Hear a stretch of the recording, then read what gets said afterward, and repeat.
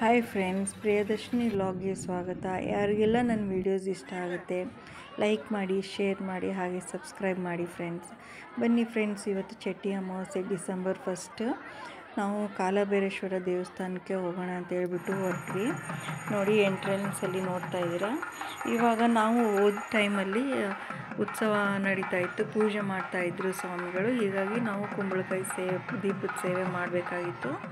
ಕುಂಬಳಕಾಯಿ ಸೇವೆ ದೀಪದ ಸೇವೆ ಮಾಡೋಣ ಅಂತ ಹೇಳ್ಬಿಟ್ಟು ದೀಪ ಎಲ್ಲ ಹಚ್ಬಿಟ್ಟು ಮಾಡ್ತಾಯಿದ್ವಿ. ಅಲ್ಲಿ ಕುಂಬಳಕಾಯಿ ನಮಗೆ ರೆಡಿನೇ ಸಿಗುತ್ತೆ ಫ್ರೆಂಡ್ಸ್. ನಾವು ದೇವಸ್ಥಾನಕ್ಕೆ ಹೋಗ್ತಾ ಎಂಟ್ರೆನ್ಸಲ್ಲೇ ನಮಗೆ ಫುಲ್ ಸೆಟ್ ಇರುತ್ತೆ. ಕುಂಬಳಕಾಯಿ ಅದು ಒಳಗಡೆ ಇರೋದೆಲ್ಲ ಬೀಜ ಅದೆಲ್ಲನೂ ತೆಗೆದ್ಬಿಟ್ಟು ಕ್ಲೀನ್ ಮಾಡಿ ಇಟ್ಟಿರ್ತಾರೆ. ಹಾಗೆ ದೀಪ ಇಟ್ಟಿರ್ತಾರೆ. 365 ಬತ್ತಿ ಅಂತ ಹೇಳ್ಬಿಟ್ಟು ಸಿಗುತ್ತೆ. ಆ ಬತ್ತಿ, ಹೂವು, ಅರಿಶಿನ, ಕುಂಕುಮ, ಗಂಧದ ಕಡ್ಡಿ, ಬಾಳೆಹಣ್ಣು ಎಲ್ಲನೂ ರೆಡಿ ಮಾಡಿ ಇಟ್ಟಿರ್ತಾರೆ. ಅದು 300 ರೂಪೀಸ್ ಕಾಸ್ಟ್ ಮಾಡ್ತಾರೆ. ಬಟ್ ನೀವು ಮನೇಲೇ ನಾನು ಮಾಡ್ಕೊಂಡು ಹೋಗ್ತೀನಿ ಅಂದರೆ ಖಂಡಿತ ಎಲ್ಲನೂ ರೆಡಿ ಮಾಡ್ಕೊಂಡು ಹೋಗಿ.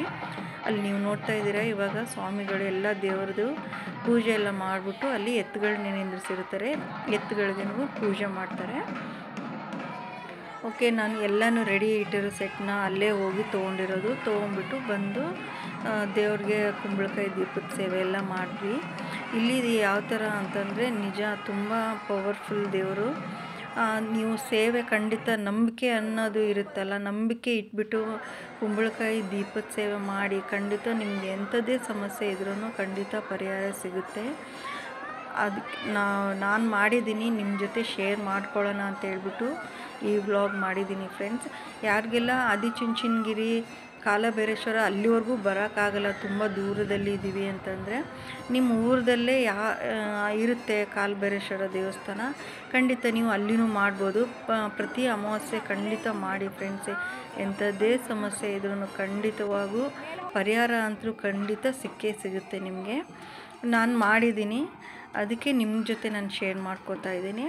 ನಮಗೆ ಮೈಸೂರಿಂದ 2 hours ಜರ್ನಿ. ಹೀಗಾಗಿ ನಾನು ಪ್ರತಿ ಅಮಾವಾಸ್ಯೆ ಬೆಳಗ್ಗೆನೇ ಹೋಗ್ಬಿಟ್ಟು ಬರ್ತಾಯಿದ್ದೆ. ಬಟ್ ಈ ಸತಿ ಅಮಾವಾಸ್ಯೆ ದರ್ಶನ ಮಾಡ್ಕೊಳ್ಳೋಣ ಅಂತೇಳಿ ಹೋಗಿರೋದು.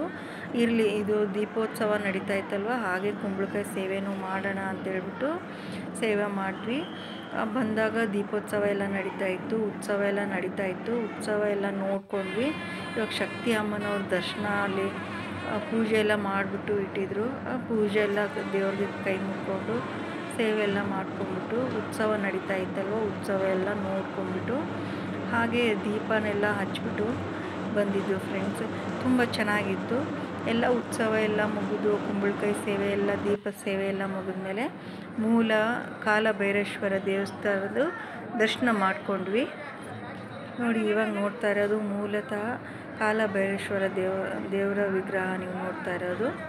ಅದು ದೇವಸ್ಥಾನದ ದರ್ಶನ ಎಲ್ಲ ಆದಮೇಲೆ ದೀಪ ಎಲ್ಲ ಹಚ್ತಾಯಿದ್ವಿ. ದೀಪ ಎಲ್ಲ ಹಚ್ಚಿದ ಮೇಲೆ ಕಾಲಭೈರೇಶ್ವರ ದೇವಸ್ಥಾನ ಪಕ್ಕದಲ್ಲೇ ಆದಿಶಕ್ತಿ ದೇವತೆ ಮೂರ್ತಿ ಇದೆ. ಆ ದೇವ್ರದ್ದು ದರ್ಶನ ಮಾಡ್ಕೊಂಡ್ವಿ. ಹಾಗೆ ಪಕ್ಕದಲ್ಲೇ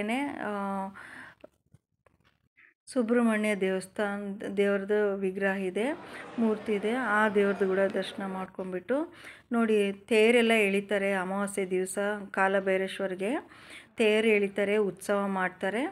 ಅದನ್ನೆಲ್ಲ ಸೇವೆ ಎಲ್ಲ ಮುಗಿಸ್ಕೊಂಡು, ದೀಪದ ಸೇವೆ ಮುಗಿಸ್ಕೊಂಡು, ಎಲ್ಲ ದೇವ್ರ ದರ್ಶನ ಎಲ್ಲ ಮುಗಿಸ್ಕೊಂಡು ಅಲ್ಲೇ ಪ್ರಸಾದ ಸಿಗುತ್ತೆ. ಅದನ್ನ ಪ್ರಸಾದ ಸೇವನೆ ಮಾಡ್ಕೊಂಬಿಟ್ಟು ನಾವು ರಾತ್ರಿ 8:30 ಎಲ್ಲ ಆಗಿತ್ತು ಫ್ರೆಂಡ್ಸ್ ನಾವು. ಬಟ್ ಏನೋ ಒಂದು ಹೇಳ್ತೀನಿ, 8 ಗಂಟೆಗೆಲ್ಲ ದೇವಸ್ಥಾನ ಕ್ಲೋಸ್ ಆಗುತ್ತೆ. ಹೋಗೋರು ಆದಷ್ಟು ಬೇಗ ಹೋಗಿ. ನಿಮಗೆ ಈ ವಿಡಿಯೋ ಲೈಕ್ ಆಗಿದೆ ಅನ್ಕೋತೀನಿ.